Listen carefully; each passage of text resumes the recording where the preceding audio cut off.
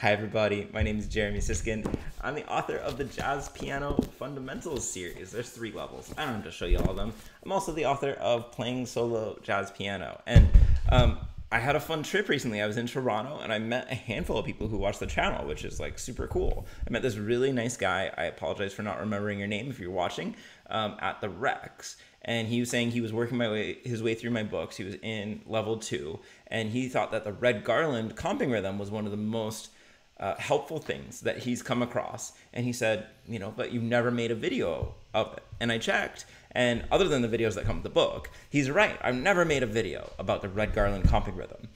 And I think it really is a super helpful rhythm for those of you who are working to improve your swing feel, because the Red Garland rhythm gets you really focused on the accents. And I've had students for whom practicing this rhythm really revolutionizes their swing feel. So I want to share with you today the Red Garland comping rhythm and some variations.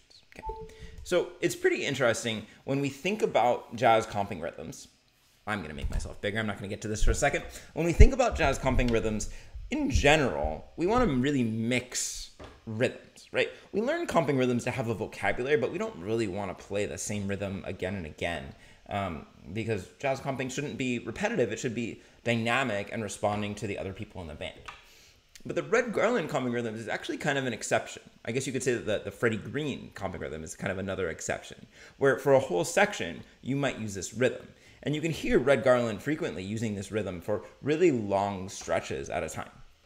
By the way, probably a lot of people watching this know who Red Garland is. If you don't, he's an important pianist, particularly because he played in Miles Davis's first great quintet and any number of great records. Relaxin' with the Miles Davis Quintet is the first one that comes to mind for me, but there's a lot. I once had a teacher say any of the records that end with IN apostrophe are great. So Workin' with the Miles Davis Quintet, Relaxin', there's at least one more. But Red Garland, incredibly important pianist, great soloist, but kind of like really revered as an accompanist and rhythm section member. So he would get into this rhythm for a long period of time. And a great place to hear this is Bye Bye Blackbird. I believe it's from Relaxin' with the Miles Davis Quintet. And during his own solo, he exclusively plays this rhythm, and that's why we call it the Red Garland rhythm. And so the rhythm is with comps on the and of 4 and the and of 2. Now, what's crucial to understand here is that these comps are anticipating the downbeats. Okay, so this is, sorry, I shouldn't say the downbeats, I should say the strong beats, by which I mean beat 1 and beat 3. I know that, I don't know what the sound is going on, but we're going to get through it, guys. In jazz, we snap on 2 and 4, but it doesn't change the fact that the strong beats of the measure are really on beats 1 and 3. And so these two comps, the and of 4 and the and of 2, are coming just an eighth note before. They're anticipating beats 1 and 3. Okay, and that means that when we choose which chord to play, we're always going to be playing the chord that's about to come. We're always going to be starting that chord an eighth note earlier. I hope that's not going to drive you crazy. Maybe it will. I hope it's not going to drive me crazy. Maybe it will. Okay, so listen to how this comping sounds. I'm going to do it. I'll play Autumn Leaves, and I'm going to comp with my left hand in this Red Garland rhythm. 1, 2, 1, 2, 3, 4, 1, 2, 1, 2, 3,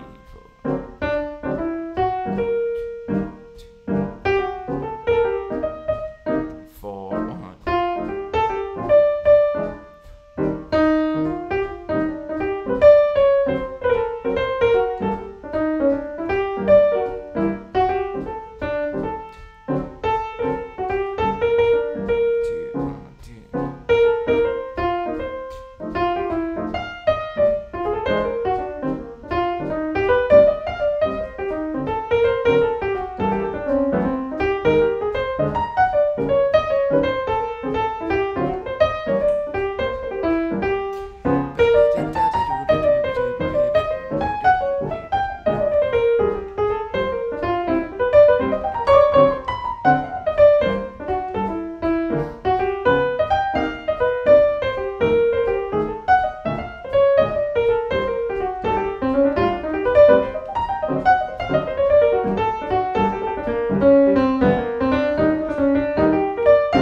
so that rhythm can just keep going and going. It can kind of fade into the background, but it just makes that rhythm feel so good.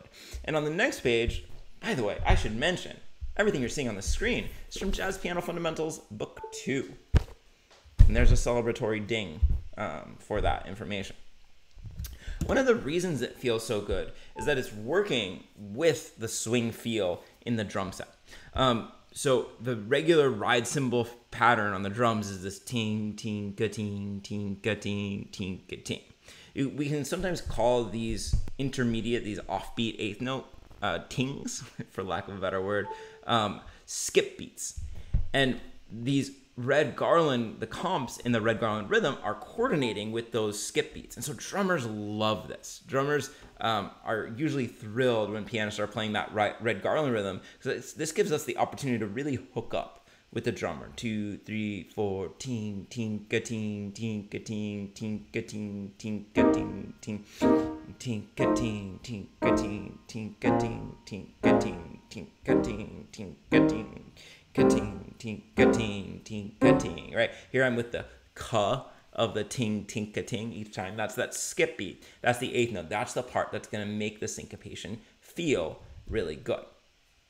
So that's what's great about it. And there's this nice diagram here showing that you should always be anticipating each of these chords rather than delaying. So notice that if you're doing this correctly, your first comp is actually going to come a little bit before the initial downbeat. That ding is going to drive me crazy, but I'm 7 minutes in, I'm powering through. We're stronger than this ding. So you're going to start on the end of 4 because that's basically replacing beat 1. By the way, you might wonder, you might say, well, Jeremy, this seems like a great comping rhythm. Why don't you present it in book 1? And the answer is that it's hard. I wouldn't recommend this for pianists in their first few months of jazz piano study because there's no beats to latch onto, right? There's no moment where you're actually playing on the beat. Everything is on the offbeat, which means that it probably feels like you're keeping a bunch of juggling balls in the air as you play this at first. And the most common thing that happens here is actually that students accidentally move from anticipating the strong beats to delaying the strong beats. And so you have to watch out for that if you're just starting with this rhythm. So what often happens is they reset to 2, 3, 4, 1, 2, 3, 4, 1, 2, 3, 4, 1, 2, 3, 4, 1, 2. Right, instead of 2, 3, 4, 1, 2, 3, 4. And that's almost like hitting the brakes on the rhythm instead of hitting the accelerator on the rhythm like this Red Garland pattern does. Now, I promise you some variations. And of course, because this is a Jazz Piano Fundamentals book, it doesn't just stop with showing you the rhythm, it shows you some ways you can vary it. And we're going over to Unit 2 here. The first thing that you can do is you can hold these comps. And this is a great way to create a lot of rhythmic energy, a lot of build up. So for example, I was playing Autumn Leaves. I was thinking,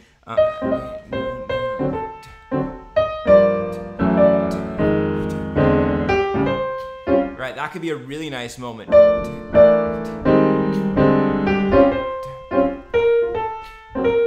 I'll show you how I could just generally create a build.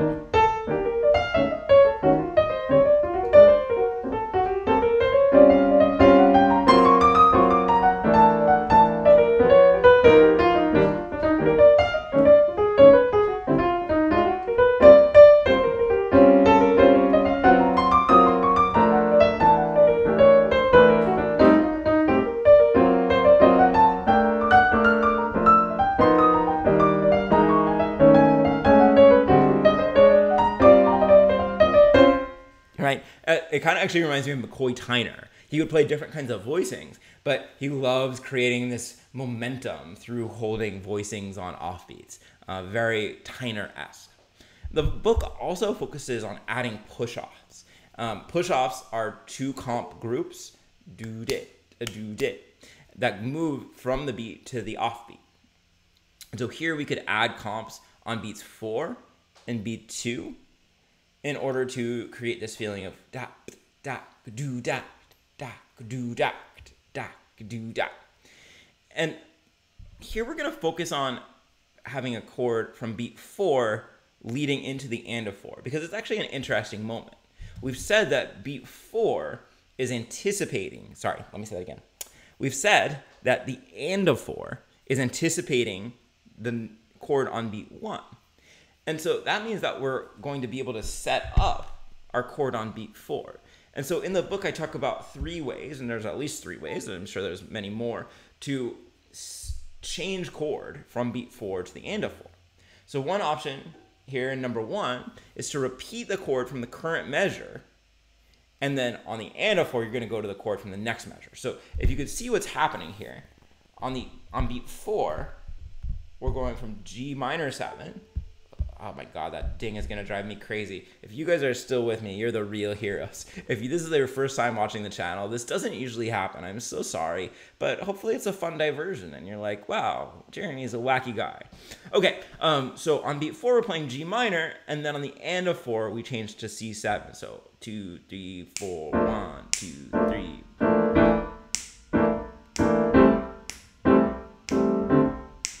So here we're not adding in any chords, but we are having this change of chord from beat 4 to the and of 4.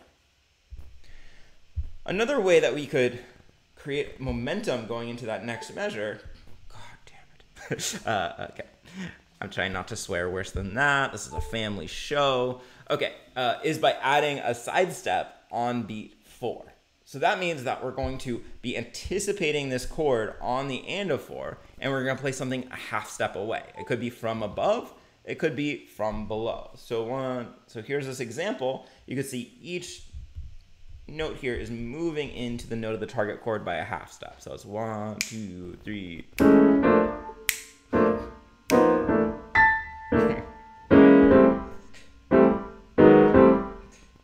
Okay, so it creates a little down. I don't even know why it's doing it. But then my favorite, and I've already marked it up for my class here, is to add a tonicization on beat 4. And that means that we're going to add a dominant chord a fifth above our target chord. I can already anticipate so many comments that are just like, I couldn't deal with the ding. I signed off. I'm sorry. It was a great lesson, but I couldn't deal with the ding. So for instance, we're adding in a D7 that's not written to anticipate the G minor 7 here. Hopefully my directional mic helps and you're barely hearing that. We can add a G7 leading into the C7, right? G7 isn't written. There's a G minor 7, but G7 isn't written. Here, C7 is written, but what I'm demonstrating here is I'm adding an extra alteration in order to push it into that next chord. And we would then add another C7 to F major 7 here. So check out how this sounds. 1, 2, 3.